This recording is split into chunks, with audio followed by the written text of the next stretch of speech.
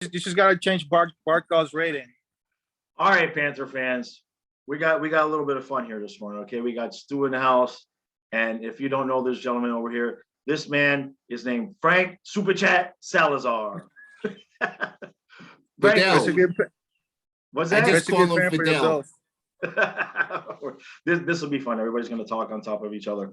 All right, so Frank. Oh yeah, that's one thing. Yeah, we got to learn not to talk on. Let everybody finish their sentence. Let me finish the intro, Stu. So, all right, Frank is a huge Panthers fan. All right, and he shows up just about every damn live stream. Half the time he's first, and just a great overall guy. And I mean, I may as well. I mean, we're rocking the same thing. Real. The only difference is it looks like Frank doesn't have the white.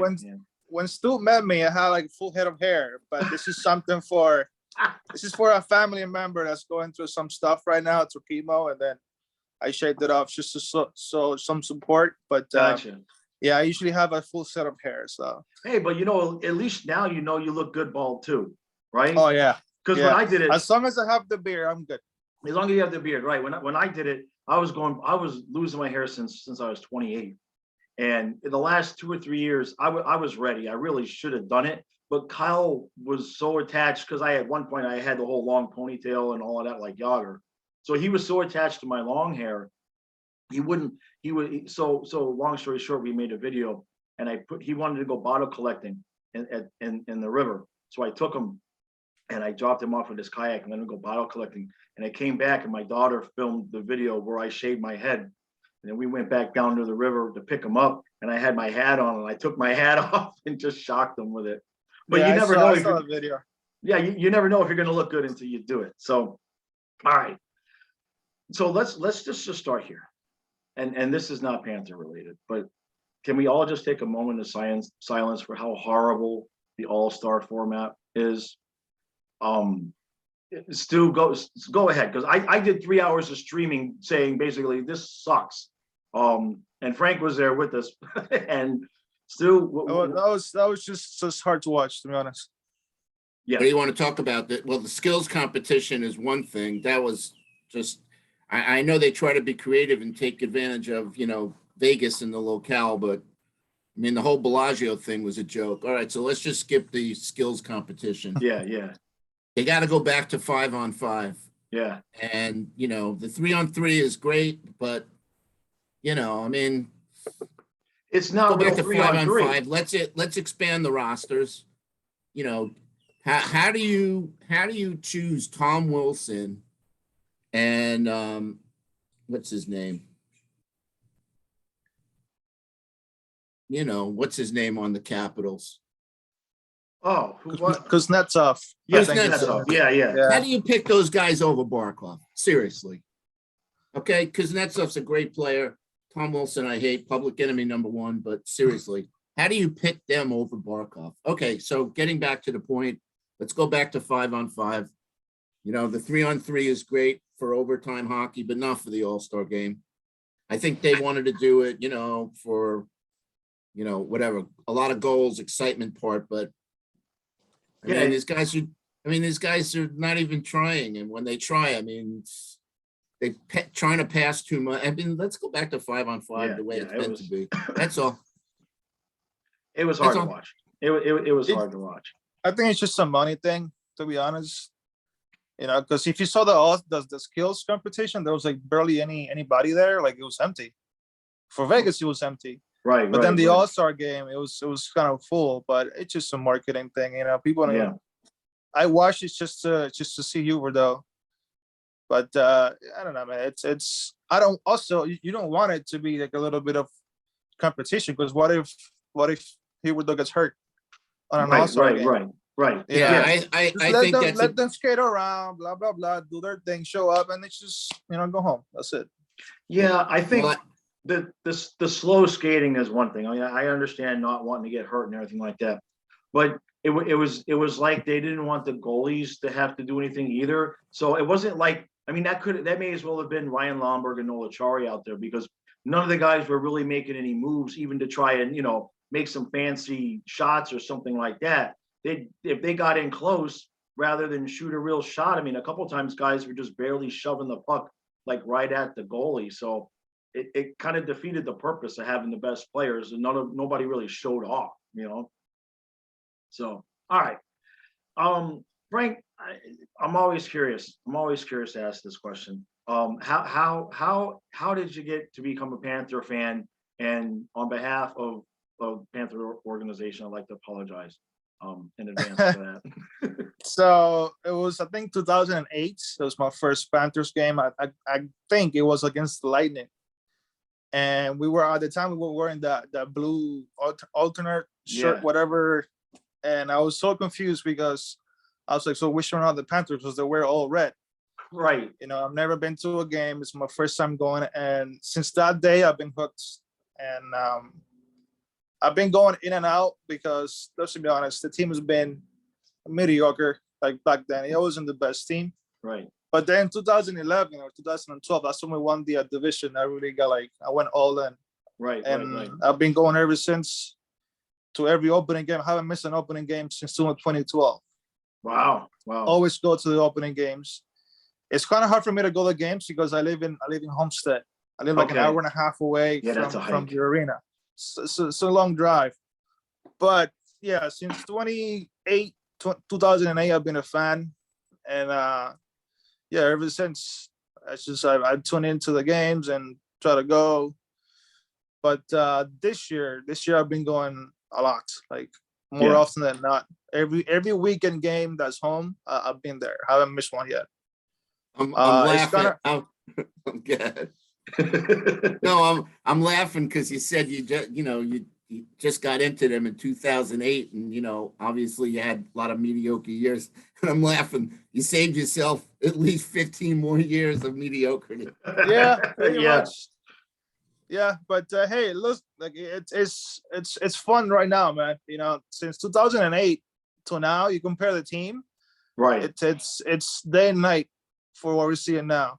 Yeah. So it's super fun to watch the team, and it's weird, a little weird because we're not used to this team being that good and that exciting to watch. Yeah. So and a lot of that changed when the new owners came in. They made some mistakes, obviously, which I'm thankful for, because that's what started this channel, was that brutal summer that we had in 2016.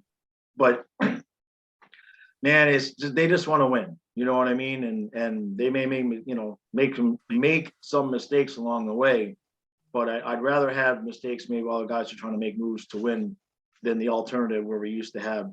It was if they could have played with chalkboard pucks to save a penny, the previous owners would have tried to do that. It was just really, really bad. Oh, yeah. Every time we get somebody worth keeping, we'll trade them away, and give up like contracts that makes no sense and right, blah, blah, blah. And I actually fell off a little bit because we were just doing stupid stuff. Like the trades that we made make no sense. The contracts that we gave made no sense. That was the old days. That was the old days, Frank. But now it's now hopefully the future's looking bright with Seattle. So we'll see. All right. So somebody mentioned my grades. Wait, I gotta tell you, we now have found out that another prominent NHL guy watches our channel. Is that right? You hear Rod Brindamore call us a juggernaut? Yeah, I seen. Yeah, exactly. I saw that. I was going to text you about it this morning. I saw that that was in the title of George's article, but he did it in the quotes there. It's like, all right, well, who's he quoting? So I should have trademarked that offensive juggernaut. Right. Look, when other people start playing with puppets, then we know we got a problem. Okay. So grading, like I told you, I didn't really watch your video. If you want nobody deserves an A+. Well, I don't care. I mean, Huberdeau's leading the league in points. Right. I can point to, occasions maybe earlier in the year where he didn't shoot enough. Of course I'd give him an A. Right. Give Barkov an A. give Lundell an A. I'll give Ekblad and Uyghur, so I won't give Uyghur an A. And I was gonna say Ekblad's on the border of A- and B. And the reason why I'm not giving these guys A's is because they're still making a lot of mistakes defensively. Yeah. And that's what we pay them to do. Obviously, we want them involved in the offense, but their job is to stop goals and not contribute to the goals. Right. So I don't know if you want to go down the whole list. Well, no, we don't. Let's put it this way. Guys. Bobrovsky, I give an A to. Yeah. I think he's played, great. Obviously, he's let in some softies, but for the most part, a lot of the goals that they've scored on us have been caused by either defense guys forwards missing their assignments or deflections or whatever. The way I did the grades is probably a little bit different, and then I'm not grading like comparing players. I'm grading, this is what I think a player's potential is and their ability, and this is how I think they're playing. So I believe I gave out 3 A's. I gave obviously Lundell, might have been more than 3. Lundell, Huberdeau, and actually Hornquist, I gave an A, because when he's been on the ice, he has been outstanding. The main, I think Frank's not happy with the grade I gave to Barkov. And I know Steve. Yeah, you gave him a B plus. I gave him like 13 games. It means like 13 games, has 20 goals, on pace for 30 goals. It should be an A plus, like right there. Just for that, just for missing 13 games and having the season that he's having. So, well, I mean, I did when I talked about it, I said, and when he comes back from injury, he has a tendency, I think he must come back too soon, because he'll have a couple of games where he's not quite himself. Look, I've been hard on Barkov for forever, man. And I just think like Huberdeau, he's got another level. And for me, I'm old school, man.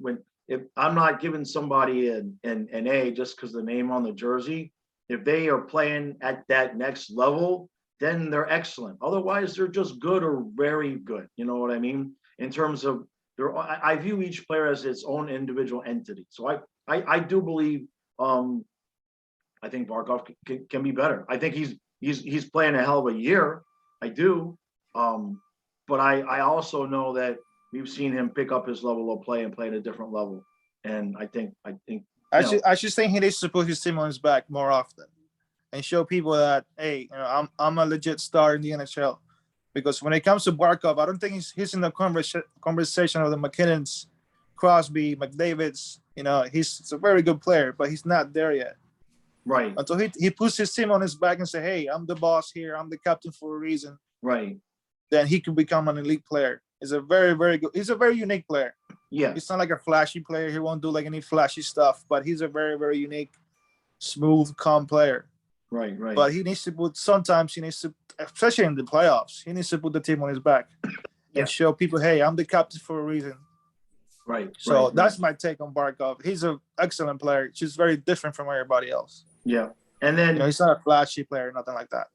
Right. That's his personality. Yeah, that's his personality. And that's exactly with Lundell. We saw his first fist pump since I don't even think he's ever done it before on a celebration of a goal. He's just not the, he's not the fiery, like a Hornquist is a guy that, gets in, tries to muck it up with the other players and get in their face. And while Barkov just does his job quietly. Right. How many games did he miss, by the way? I think he's played 34 games.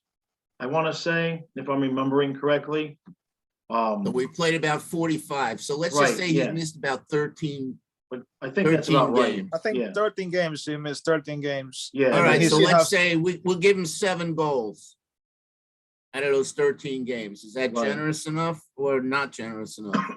At his current pace, that's about what he's doing. Like almost a goal a game. Almost. Let's see if he's played 34. Okay. Yeah.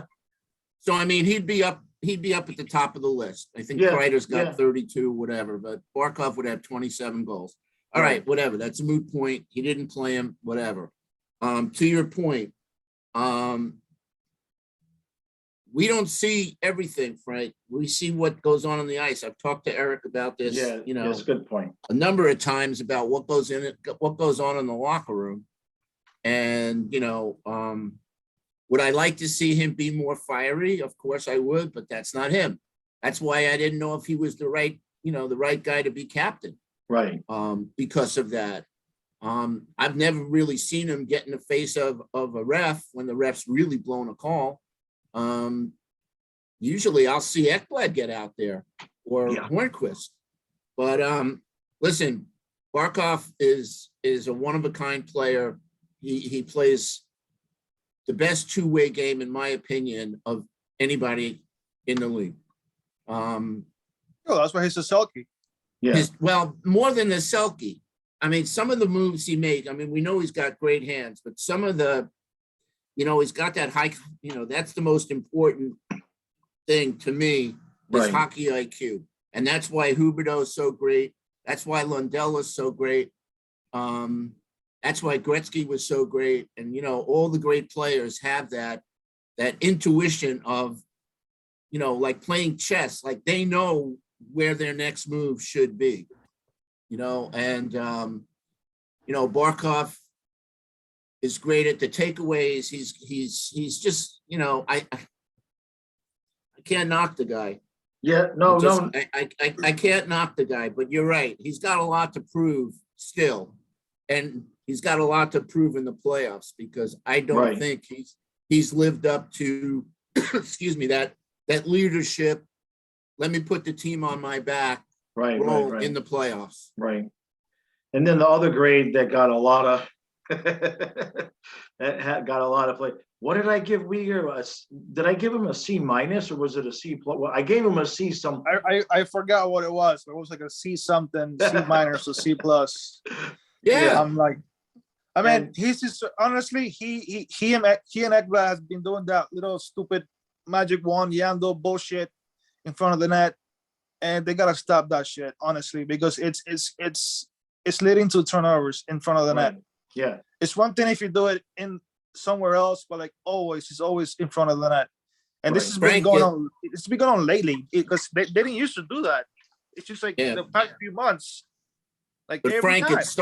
It starts at the offensive zone blue line where they're trying to do too much, either carry the puck in or, just stick handle it, and they're losing, look how many odd man rushes there's been. But as far as what you said now, perfect example. A couple of games ago, Ekblad tried to skate up the middle. It was against Columbus. And Liney stole the puck from him. Yeah. Instead of making the smart play behind the net, maybe into the corner to one of his players, he tried to stick handle right in front of the net and lost it. Right. Those are the type of stupid. Again, it comes from hockey IQ. I say you bench the guys. If they do that again, you bench them and you say don't do that again because you're cussing us a goal that could be the game. Yeah. So either Ekblad or Uyghur. Hey, if somebody got to talk to them. Like the coaches have to see that on tape. Right. Yeah. If you do that crap again in front of the net, you're gonna get benched. Right. Yeah. Just send them a message. You don't really, or at least bench them the rest of the game. Yeah, I agree. Some type of punishment, subtle punishment like that. But more importantly, I think it's time they get split up. Right. I think it's time that they get paired with a more responsible defenseman. For instance, Forsling and Gudis, okay? Forsling should be playing with Ekblad and Gudis should be playing with Uyghur. Right. Uyghur, I think, is worse in the defensive mistakes part than Ekblad. Yeah. He's just made, Eric, right? We talk about this almost every game. How many, I can pinpoint they're self-inflicted. At least 2 a game, maybe 3 a game. Bad puck decisions, either bad passes or just, not making the right play. Well, the point that Steve, who was the main one who was upset about the the Uyghur grade. And I'm gonna have him and I are gonna have a little special video out later on this week, just him and I talking about the Uyghur grade. But was that he's, I guess, first or second in the league in takeaways. So okay, I give you that point, and that's kind of my point with him is that remember I'm grading the player based on what their capability is. So if he's that good when he plays defense, then let's cut out these stupid mistakes when you're trying to do too much offense. We've got scoring. I mean, Uyghur's got, I think, 2 goals or 4 goals. So we can live without his offensive mistakes. Well, we've got plenty of guys that are scoring plenty of goals. And to your suggestion about, Ekblad, Forsling, Uyghur, Gudis, then to me, you got Montour, and that, that bottom spot, and under those circumstances, what do you think about Sherrod?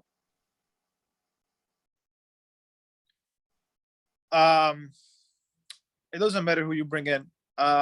Honestly, it's whoever you bring in is either gonna play in the first, second, or third line, because our defense is so it's so talented that it doesn't matter what player you put in. I would like to see Uyghur with Forsling, because last year that's when Uyghur stepped up his game. Right. Last year he wasn't making the stupid mistakes that he's doing now. When Ekblad went down, he was paired with Forsling most of the year, and then he really, really took up and stepped up his game. Even so, that I think he was in the conversation for the Norris. He wasn't nominated, but he was in the conversation. So I would like to see Uyghur with Forsling, and then Sherrod or whoever you bring in with Ekblad, because Sherrod is a defense, whatever. He's a shutdown defenseman. Right. Well, that's the scenario that I obviously, this was before the trade talk. Right. If we were just talking about the players that we have, but obviously we've talked about the Chikrin Ekblad situation. Sherrod, I don't really know. I mean, it's not a guy that I've followed, so I don't really know. Right. Like I knew about Lundell because I had heard about him, and then I started watching, I'll just watch any YouTube video that I could get. Maybe I should go on YouTube today and watch some Ben Sherrod videos. All I know is he played good in the playoffs last year. That's all I know. Right. And he's a tough guy. He's a tough guy. And he's a left shot. And he's a left shot. He's a tough guy. He doesn't, he doesn't take shit from anybody. He has a shot too. But he's a shutdown defenseman. Right. So I think that's why maybe in the playoffs, you need a guy like that, a guy that's tough. Just hard, like a good stuff. Yeah. Because for whatever reason, it makes me feel like, for whatever reason, the coaches feel like personnel wise, it's not a good idea to split those guys up, or they would have done it already.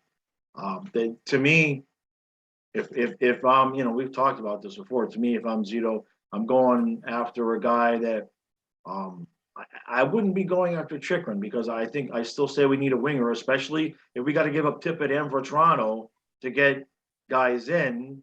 An experienced winger is going to come in handy, because otherwise you're slotting in either Thornton or Heponiemi or Dianasenko come playoff time, and that's not optimal. That's not, we're trying to win now. I don't think Vetrano's going anywhere, to be honest. I think we're going to need that guy for the playoffs. Because if you give away Vetrano and Tippett, then who's going to step up in the playoffs? Well, that's what I'm talking about. That's what it's, So I think we might let Vetrano walk after the end of the season. Right. But I think we're gonna need that guy in come playoff, because his energy and his level of play could be useful. I mean, he's not having the best season, but trust me, like those unsung heroes in the playoffs are usually the guys are now having a good season, and then all of a sudden they step up, like a Lundberg. Last year, who would have thought that Lundberg would have scored that overtime winner in Tampa? Right. I'm still dizzy from jumping off my couch on that. Yeah, but I think, my opinion, it's just my opinion, I think we keep Vetrano for now. We keep him, and then obviously Tippett's gonna go, because I think George Richards is the one that put out the article that management had already not let him know. Yeah. That he was going to be part of a deal if it comes to that. Right. But if you get rid of Tippett and Vetrano, then who are you going to bring up? Man, we have Shari coming up. Right. But I don't know who else you bring up. So So I got a new name to throw in the hat. and this was just came to me watching the All-Star game, and they were talking about, obviously he's been a Flyer forever. He's the captain, but they're going to leave it up to Claude Giroux to see if he wants to go somewhere. Hmm. Oh, but his cap hit is like $7 million. That's the problem. That's Right. the problem with How are you any gonna of these move that? guys. Joe Pavelski is the guy that I really want Right. because he's the #1 deflector in the NHL. And that's the kind of goals you need in the playoffs. But Right. I agree that we're gonna need somebody to step up. I mean, would I love to see Vetrano do it? Yeah, but he hasn't shown me squat this year, and I sour on players, quickly. Yeah, and the thing with Vetrano that and I talked about this, I think in the grades, some guys, a lot of guys usually when they're playing for a contract, they step up their level of play. And here's this kid, he's 27. He had 18 goals last year. So he has to know this is his last opportunity to get paid, even to get to the $3.5 million level, because I think he's making 2.25 or 2.5 now. This is his last payday. And usually guys in that situation, they kind of play out of their minds, and I think what's happened with him instead is he sees the writing on the wall, and he sees that he's not, the big enchilada, so to speak. And he hasn't really had I was really surprised he wasn't able to carve himself out a role with next to Lundell on that third line. I thought that was a good mix with him and Tippett and Lundell.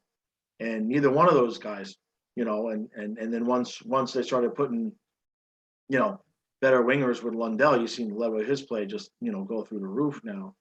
But Yeah, he's been invisible. He's been invisible the whole year. Yeah. I mean, he had a stretch there, like I think scored like a few goals, but after that, he's almost like if you see his body language on the ice, it's almost like he Right. knows he's not coming back next Right, year. right. And I think that's And his play. So And he's taking stupid penalties, which is to me yeah, that's another thing. Yeah. that's just totally unacceptable. I mean, Verhaeghe can get away with that. He's obviously guilty of some stupid ones, but he makes it up scoring.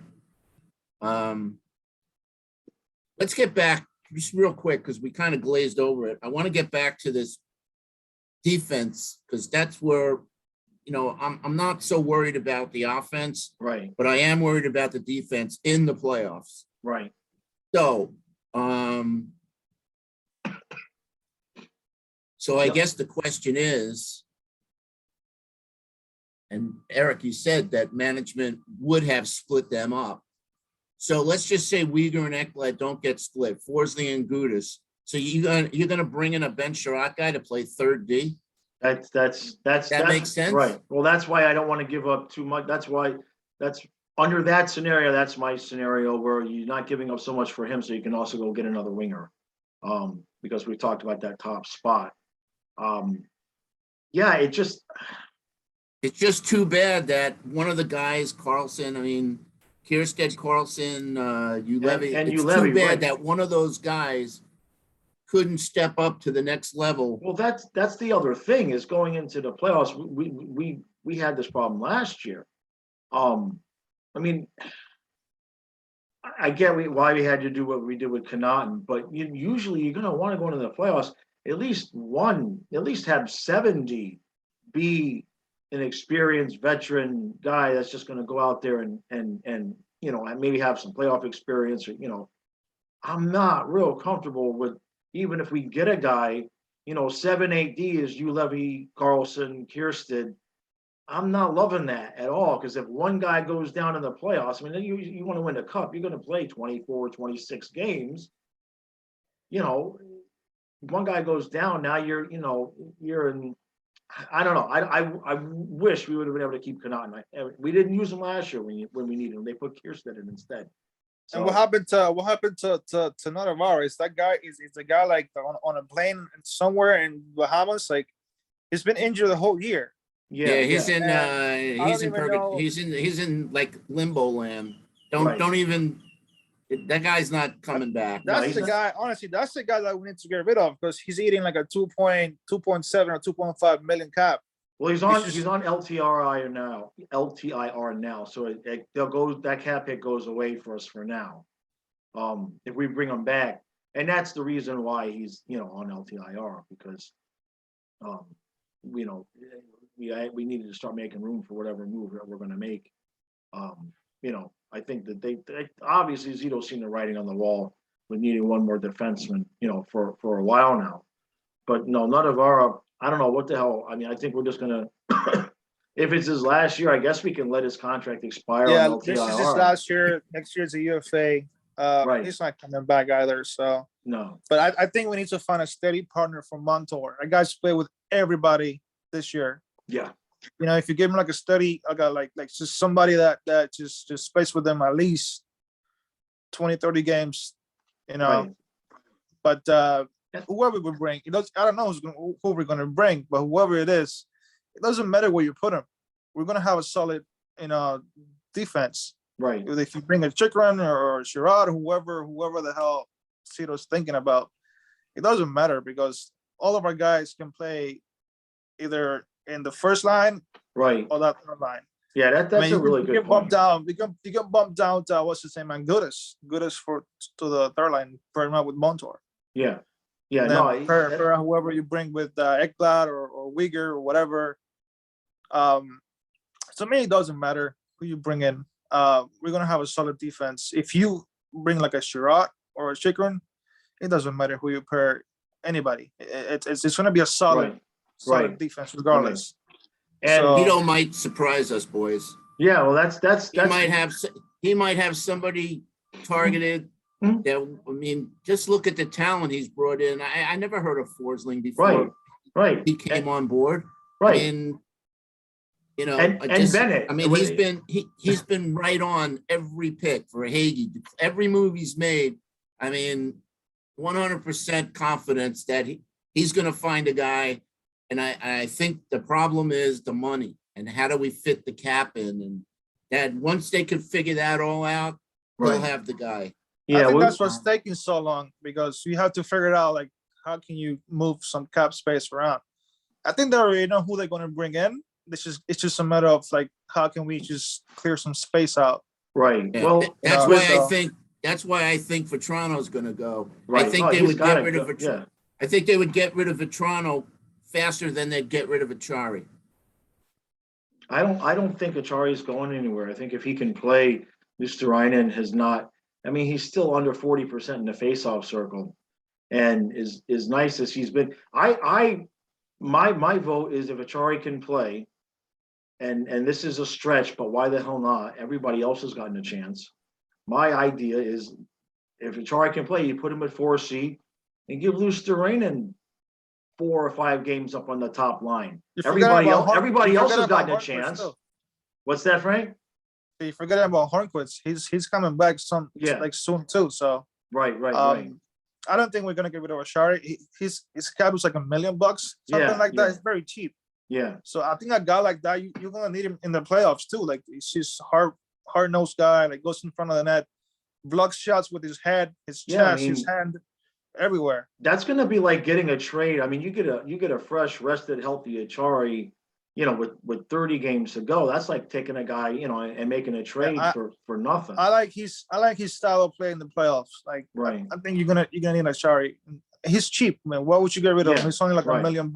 Yeah, I can't believe that's all he's making. How the hell is he making half of what Nunavara's making? Somebody needs a new agent, man. I don't know. Go figure. Yeah.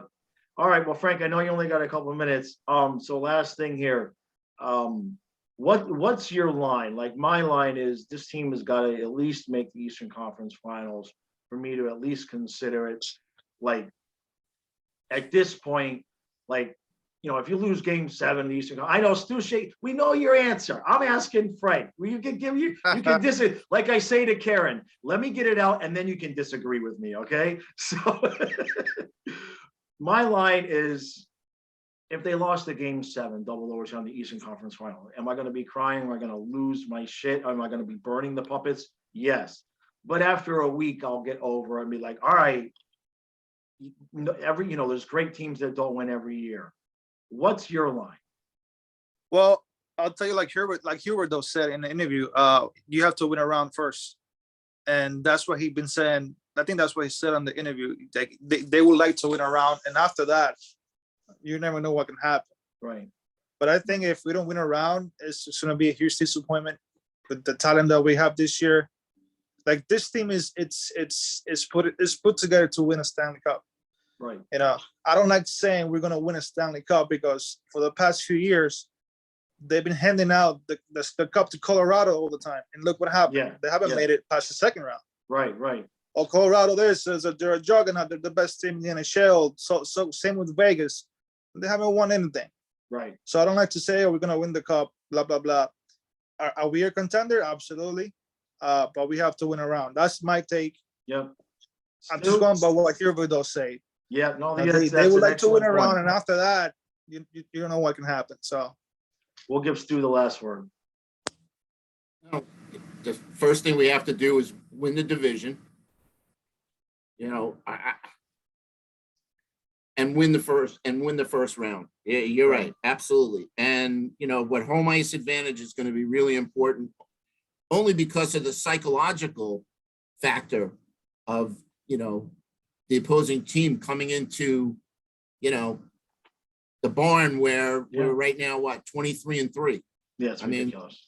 We're really good at home. Yeah. I don't even want the first series to go 7 games. I'd like to see a resounding win. Even if we don't play Tampa if we take first. We got to win. We got to win the division. We're probably if we win the division right now, we play Boston. Right. Okay. And then Tampa and Toronto play each other. Yeah. All right. So we can beat Boston. Right. We get through round 1, then the confidence level goes up. Right. Yeah. Like big time, because we've now broken that barrier that we haven't won a series since '96. Yeah, nobody can even think about not winning it because just Stu and I, the review of that game for Stu we'd just be an hour of silent blank stares. That would be the whole video. It would be like you said, Frank. This team is built to win the cup, and you know what? Everybody in the league is starting to see it. Right. I mean, you had some comments from Brindamore, but you listen to the guys on the NHL Network. They didn't expect the Panthers to be still number 1 in the league at this point in the season. So I'd say, we have to just keep taking care of business and, keep winning games and stay healthy. That's it. That's the major thing in the playoffs. Yeah. If we have our full squad, we can and will beat anybody. Yep. I really think we would have I really do think we would have beaten Tampa last year. They were ripe to be beaten. We almost did, but we had Ekblad in the lineup. It's a different ball game. So right. Anyway, we'll just take it, I guess, one phase at a time. Yeah. And well, right now, like the second half of the season is going to be tough because teams are going to be, just hungry for points. Right. Defense is going to be more, like tighten up. So that second half of the season is going to be, it's going to be fun. Yeah, and those mistakes to Ekblad and Uyghur, et cetera. Yeah, they can't be doing that, man. We're not going to win 9-2 every night anymore, guys. We still have 4 games against Toronto. Can you believe whoever made this schedule really just like crazy? And we played Toronto like twice, and just trying to look at this thing. We played Toronto like twice in a couple of weeks. Yep. Toronto has less games. They have less games than we do, and I think they're like 4 games back. I think. Yeah, we played Toronto. We do our Montreal, Ottawa, Toronto. So we're at Toronto on March 27th, and then we come back April 5th against Toronto, and then we play the 23rd Toronto. So there has to be another game in there, but it's crazy. We have to win those games. Yep, those are 4-point games. It's 4 points. I think we have one more game against Tampa. Last game of the year. Yep. So, All right, guys, I appreciate both of you all coming out. This was good. I'll say it at the end here. Make sure you guys hit the like button, hit the subscribe button, comments. I know Stu loves his comments. If you disagree with the grades, there's more coming. We're that there's at least one, or if not two, follow-up videos coming up because there's no games. So I'm desperate. Just change bar cups and we're good. Right, to I go. got it. Yeah, I've got something planned where everybody's getting a new grade. We'll just leave it at that. All right, guys, we'll chat more later. Thanks. All right, guys. Thank you.